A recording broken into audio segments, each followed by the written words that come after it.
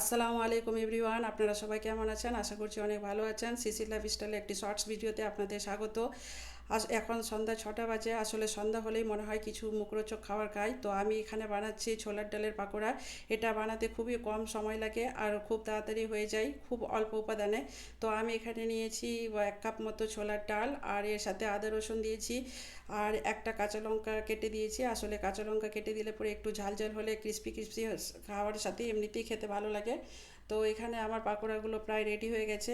আর ডালটাকে যখন আমি বেটেছি, আসলে শিলপাটাতে বাটলে পরে এগুলো খাবার আরও বেশি সুস্বাদু হয়, কিন্তু আমার কাছে আপাতত শিলপাটা নাই, তাই আমি মিক্সারেই বেটে নিয়েছি। তো ডালটাকে আমি 80% মতো বেটেছি। আসলে 100% মতো বাটা হয়ে গেলে পরে এটা কীরকম গদগদ হয়ে যায়, খেতে খুব একটা ভালো লাগে না আর ক্রিস্পি কম হয়। তো এখানে আমার পাকোড়া রেডি হয়ে গেছে। আর আমি যেহেতু ডায়েটে আছি, পাকোড়া খাবো না, তাই আমি নিয়েছি ব্রেড আর সুগার ছাড়া চা।